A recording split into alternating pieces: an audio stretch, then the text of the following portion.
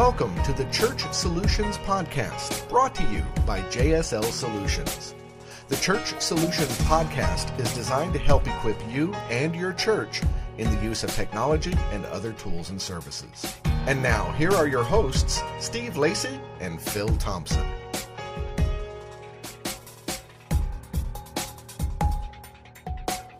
It's another edition of the Church Solutions Podcast. Hi, my name is Steve Lacy. And I'm Phil Thompson, and I didn't do it. Didn't do what? I didn't change the intro music on our podcast. Well. I'll have to do that next time. How's everybody doing today? Doing all right. Welcome to another edition of the Church Solutions Podcast. We come to you just about every week, and we are a company that helps churches and ministries use technology to fulfill their purpose and vision.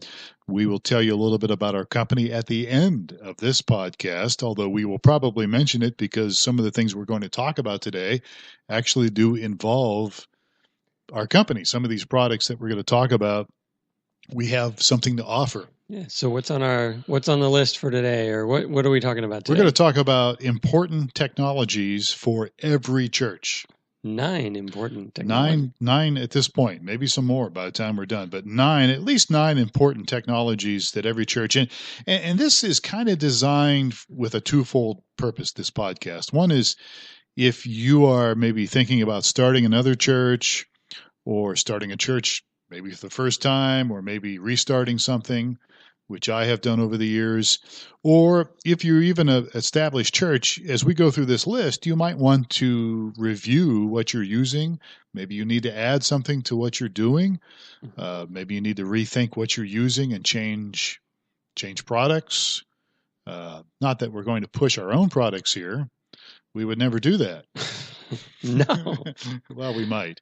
But these are some things that you should consider, with your church, and maybe even reviewing some of the things you've already got. So these are 9 important technologies. Yeah. So you mentioned this may be geared for a new church, but these would be technologies for a new church. Obviously, you're going to need some additional things if you're starting a church, but this is just some technologies, and these are not in any specific order. So they're not necessarily order of importance. They're just things that we kind of threw on the list here. Yeah, and as I look at this list, I'm thinking maybe 2 or 3 of these would have been all that was needed 30 years ago. So yeah. It's kind of interesting how times have changed. Well, they really have. And of course, 30 years ago, they would not have been able to do anything really online. Yeah, there wouldn't have been an online, so most of the stuff of these things would go away. Yeah, a lot of these things would go away because they're not online. We're talking some of this stuff is cloud-based. But now they are essential. They are essential. Yeah. How did we used to do it without it? I don't know. How did we get away with? I started doing church work in the late 70s. And these would not be applicable in the 70s. Some of them would be, but very few of them. Very few of them. I'm trying to think. Well, we'll go down a list and we'll review that after every point. Okay. Was this available in 1978 or whatever? Okay, so let's start with the first one. And again, these are not in any particular order, although I would think this is a given. And the first one is a church website. Yes, you would. We've said it before. People are going to check you out online before they check you out in person. So they really are. And let me say this too, though. I'm probably everybody has a website now, but you might want to review your website. Not everybody does. You don't think so? No, I think we've seen some stats that still some churches don't have websites. That's true. Yeah. Which for me, I'm like, if you don't have a website, you really don't exist. I don't think the Amish have any websites, do they? Maybe we should market to them. That's who we could expand our business to, the Amish. See if that's a whole field that hasn't been tapped in when it comes to streaming video or mobile apps. All right. So, and one of the things I do want to say is you should really make sure you have a good website. Maybe we should put an adjective in there, a really good website, because there's lots of websites out there and some of them are not kept up. They're not, very good looking, and this is 2016. Yeah, so it's 1998. Yeah, so back in 1978, we might have said you must have a sign out front and it should look good. Yeah, that's So true. this is kind of the sign out front and it should look Hey, good. Your we should website. add that to the list. Here, let me make that number 10. We'll wrap up with that. Hey, there's something to that, and I'll get into that in a moment. Oh, okay. All right. All right. So website, that goes without saying, but let me just say this too. It should be a website that's good looking, modern looking, and as much as we hate this, well, I don't know if we hate it, but it really needs to be up to date as far as the style goes. And I know this is something that we've struggled with a little bit, but it's the bottom line is websites and the online stuff today is kind of like clothing. It goes in and out of style. Mm-hmm.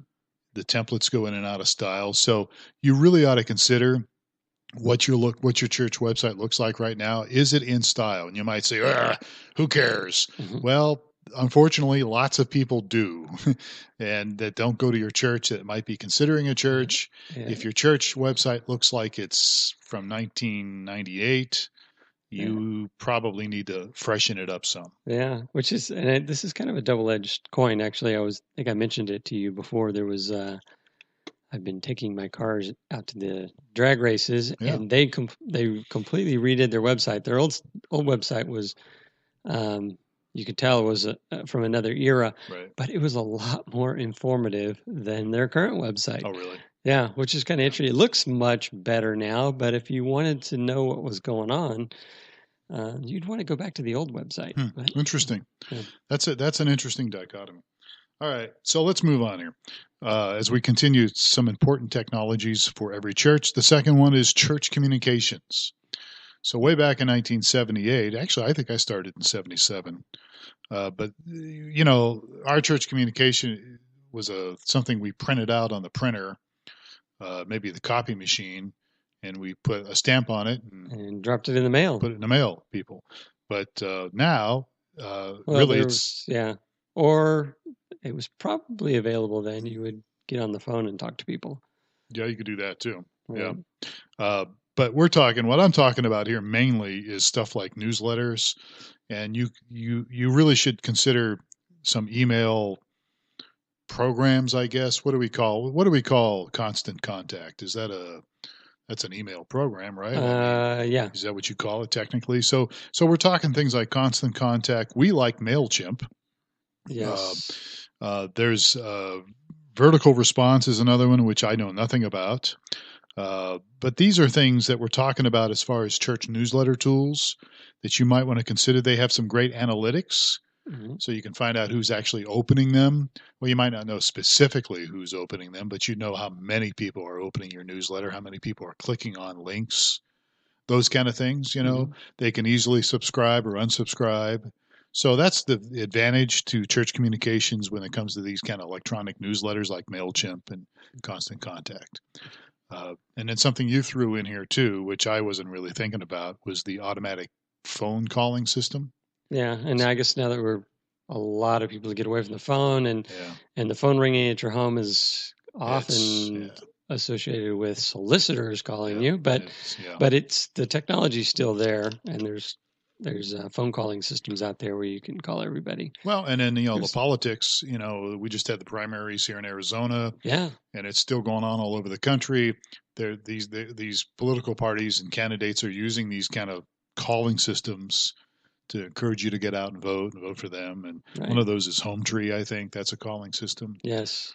And with our company, we have a company called JSL Solutions, and with the website stuff, one of the things we didn't go over with websites was, if we back up for a moment or so, there are different companies out there that provide you website templates, like Clover.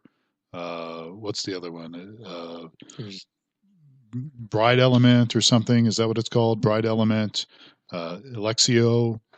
Yes. Am I butchering the names up? Yes, a little bit. All right. Ecclesiastic 360 or something. Is that what it's called? I don't remember. But there are different companies that provide templates. Yes. So I'm backing up here to our first point because I forgot to mention these. We even provide templates. Myflock.com. Yes. Provides templates. So, and then with church communications, we even have with myflock.com, we even have a phone calling system that we work with, right? So if you Yes, wanted and to use we that, also have a newsletter tool and we do. We have a an email newsletter tool. Yeah. So we have those things. Okay. Let's move on. All right. So we went websites, and church communications. Number 3 on our list is church management and planning. Church management and planning system. So this is stuff like Servant Keeper. I used to use it years ago. Yeah. Right. So it's probably at the core of it is a member management tool where you can Right. load and track all your members. Right. So you have people come to your church, they become members, or maybe they don't become members, but they just become regular attenders. You need a system or some kind of a management system so that you can keep track of these people. Church Windows is another one. Yeah, there's again a ton of examples here. MyFlock, again, myflock.com has that in there. And then if you want to actually do the planning and scheduling volunteers, we've mentioned this before, and you want to do that online, Worship Planner's a pretty good, useful tool for that. Planning Center Online is another one.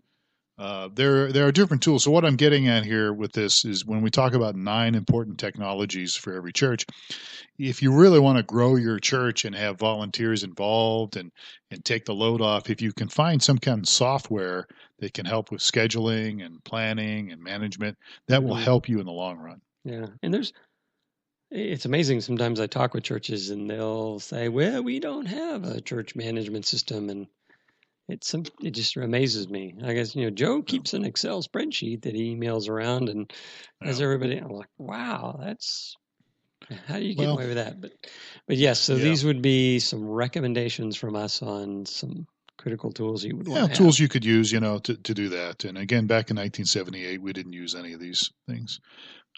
Social media accounts. This is technologies for every church. Today, especially with millennials out there, that new generation coming up, they are very interactive. They like to interact with you, and social media is really good for that. And it's important to have a presence on social media.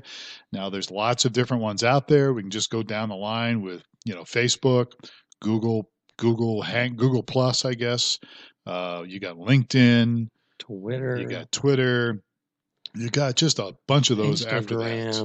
Instagram's one. They just made some changes. And Periscope. Yeah, it goes on and on. It just goes on and on. So here's my only point would be this. I think you ought to at least find one and start going with one. Yes, that's and probably Facebook. I was listening to a speaker this week, and they were talking about the fact that a lot of people go, oh, I got to get into social media, so I'll create an account on every platform, and it's what you need to do is find out where your people are at, and like you said, a larger percentage of people that are attending church or a larger percentage of everybody is on Facebook. So the recommendation, which I agree with, was pick one platform and exploit or use it primarily. Go with it, develop it. Yeah. You may not like this idea if you're listening here with social media, but that's where people are at. And so if you really want to reach people, you need to have social media. And we've done podcast on social media before. Maybe we need to do one again. We haven't done one for a while because there's a right way and a wrong way to do social media. We won't get into that right now, but you should at least have a presence. So, all right. So let's move on. So that's number 4. So that was number 4. Number 5, when it comes to these technologies. And again, maybe you've been around for a long time. Maybe your church has been around for a while. I want to go through this list and see how you're doing with some of this stuff. And one of those would be mobile apps. I'm really big on mobile apps. Yes, our company does provide mobile apps. We have a company called churchapplive.com. But I personally think mobile apps for churches are a good thing because if you get the right app, it gives people the ability to just open the app up on their phone, their mobile device, and they can get access to the church directory if they want to get a hold of somebody, if they want to post a prayer request, if they want to watch a video online, if you've got that tool, a podcast. Check your calendar. So, I mean, there's all sorts of give online. It makes it very easy to give online if you have a mobile app that has those things. And you can say, well, they can do all that through a browser on their phone. Yeah, but it usually takes another step or two when you open up the browser usually. Where if you just open up the mobile app, it's all there. at your fingertips. Mhm. And there's lots of mobile app companies out there, and we're not going to push them. But we'll push one, churchapplive.com, because that's our company. All right. So, think about it. It's something to think about. All right. So moving on. So number 6. So online giving, and we alluded to that with the mobile app. There are, again, a number of companies out there that will work with churches that will provide for you like an account so that you can drop code in your website, links. So if people want to give to your church, they can give online.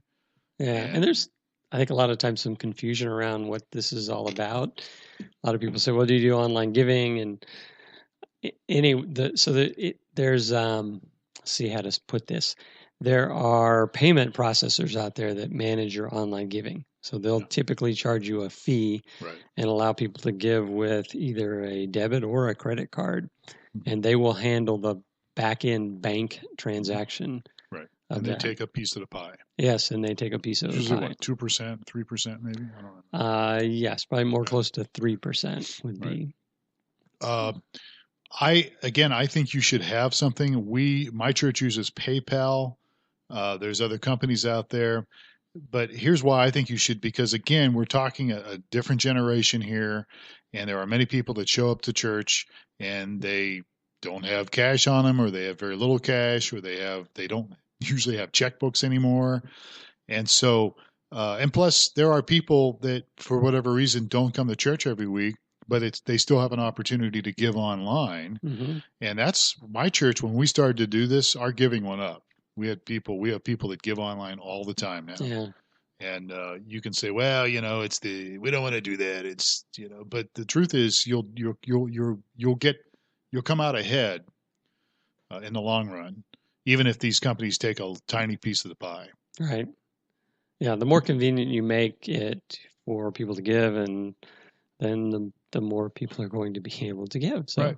That's the whole idea behind it. So, if I was starting a church, or again, if your church has been around for a long time, review this list. How's your online giving? Is it, do you have it? Is it easy for people to find on the website or whatever so that they can give? All right. So enough of that. So that was number 6. Number 6. Number 7. Presentation. Go ahead. Presentation software. What is presentation software? So this would be the software you use during your service. A lot of times it's used for worship lyrics or notes for the teaching sermon. Mm-hmm. I mean, this is another phenomenon. I know when I first started coming to the church I'm coming to now, they were using the latest technology of the day, which was overhead slide projector. Yep. I remember those days. Yes. So that was the technology of the late 1970s, I guess. Right. Mm-hmm. Yep. And that's one piece of software. It's not really software, but that's one piece of technology that I actually had in 1977. Oh, it was an overhead projector. Yes. I'm not sure I'd call an overhead projector presentation software, but but it's probably not software, but it's a technology. It serves the same function. Yeah, it's exactly. Technology, right? So yes, exactly. Yeah, but so in fact, when I helped start a church in 2000, 2001, that's all they had. So we got rid of that in a hurry and got a projector. Yeah. And now projectors have come down in price. Oh yeah, projectors used to be really expensive. Yeah, and they've come down in price, which is not exactly what we're talking about here. But to have presentation software, you have to have a projector or at least something, a flat screen TV, something to project. So the idea here is that you have, a screen that is in your worship center, your sanctuary. And, so it's going to be. It can be used for announcements. It can be used for lyrics for worship. It can be used for notes for the teaching. Yeah, all those things. So you could use something like PowerPoint to do that. Yes. If you have Microsoft Office. A lot of churches are using PowerPoint. And then there's a bunch of tools that are geared for the church market, mainly towards the worship piece. Yeah, Media Shout, ProPresenter. Right. We're having problems with our ProPresenter right now. For some reason, it's crashing on us randomly. You can go 2 or 3 weekends without a problem. And then when you need it most, it just decides to freeze up. Well, that's the way software and technology is. I guess. Yeah. So anyhow, presentation software. You might want to review that. Let's move on here. Accounting software. Is number 8 on our list, accounting All software. right. So this would be stuff like QuickBooks.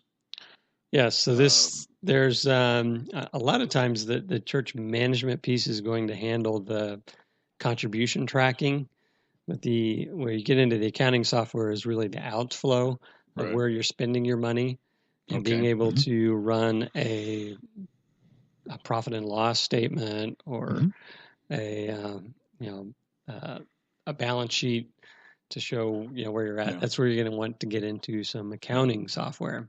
Right. So QuickBooks is one. Simple Church Accounting is another one out there. Power Church Plus.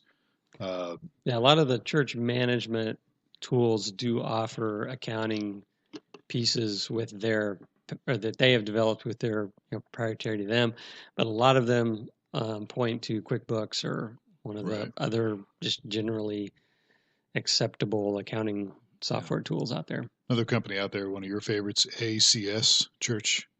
They have an accounting component as well. They do. These are the people that mocked you 15 years ago or something? Yes, it was. At some kind of MyFlock was the very first cloud-based church management system, and this was in the heyday before there were such things as cloud-based, and we were at a trade show together, and they came over and were saying, you guys, just the fad of the day, and this will all be gone, and you guys will be extinct, and now they offer a cloud-based solution, so they've kind of come full circle. Wonder if that person is still with the company. I don't know. She was maybe. PCs are where it's at. None of this magic up in the. They never heard of the cloud back then. They didn't know what the cloud was. Yes. So our company offers myflock.com. That's JSL Solutions. Yes, we don't offer accounting software, but we do offer the contribution and church management piece. Yeah, but you can enter contributions. Yes, but accounting is going to be your full financial picture. That's true. Yeah. Every check you write, everything that goes out. A lot of times, like I said, the church management systems are tracking what's coming in, so you can send out statements and that sort of thing. But a full accounting package is going to let you go through and say, we're spending way too much on donuts and coffee. Yeah. Okay, good deal.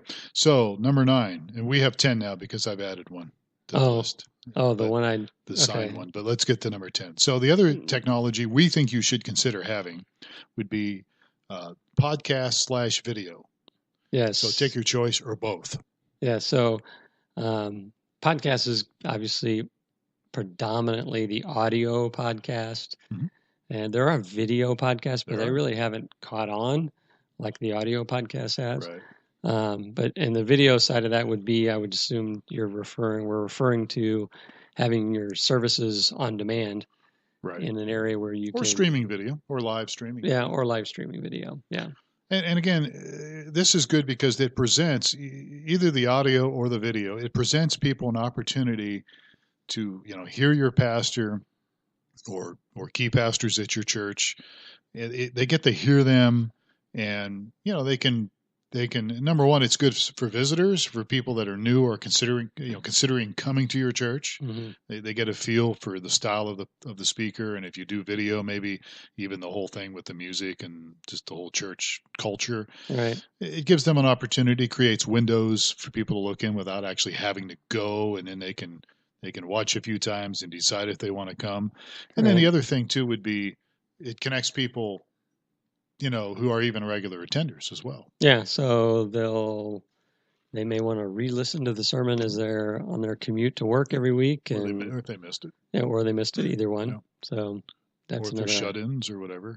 Right. We have a lot of people. We're in Arizona here, and we have a lot of people that they go away for the summer. They go up north or something, and some people who are listening to this are back east. You have a lot of people that come out to Arizona in the wintertime. Then they come back to your church in the summer. So, All right. So number 10 in our list of 9 important technologies for your church. Number 10, a good sign. Yeah. I've got this under technology because there's some great signs out there now that you can use technology on your signs. Now, my church is not one of those. They put a sign up that looks like it's from 1962. It does light up.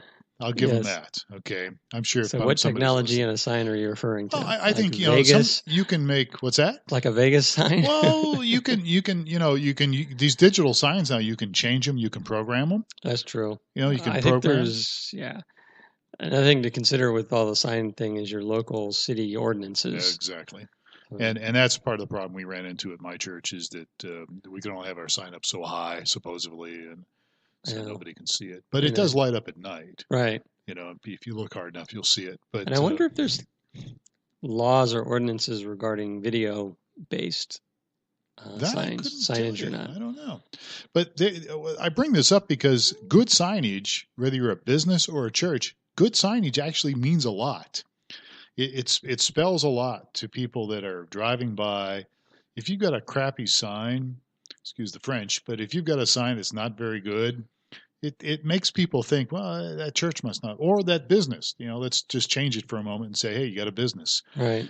People will tell you in advertising, you need a good sign. Yeah, that is true. And I think it's the same with church. You need a good sign. And the technology part of this is there are signs that do have that ability that make, you can program them and they can different colors and they can scroll and they can change. Or another thing that I think some churches are taking advantage of is the just changing the materials of the sign. A lot of times you think of it's either one of those plastic backlit things but there's a church that I think does a really good job they have metal and different materials that create a three-dimensional effect on their sign. So they never underestimate signage. Metal and wood and brick and never underestimate a good sign. J. Vernon McGee, who you probably don't know who he is. The Bible Answer Man. Yeah, he's been dead for many, many years. But he was actually a cutting-edge technology. He actually put a sign up that was a lit-up sign back in the late 1950s of his Baptist church. And he got into a lot of trouble with people because he had a sign that lit up at night. Oh, wow. But he was cutting-edge back then. Funny guy. All right, we're done.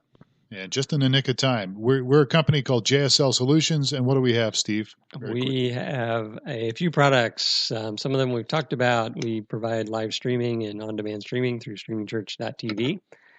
We have church management, website management, and an online community through myflock.com. We have Church App Live, which is a mobile app, and we are introducing Greeter.church. Greeter.church, a live greeter. You can have a live greeter on your website. Yes. On your church website. If you want to, just go to Greeter.church. All right, we're done. We're out of time. He's Steve Lacy. I'm Phil Thompson. If you have anything to add to this list, we'd love to hear from you. Support at StreamingChurch.tv. Have yourself a great week. We'll catch you next time on another edition of the Church Solutions Podcast.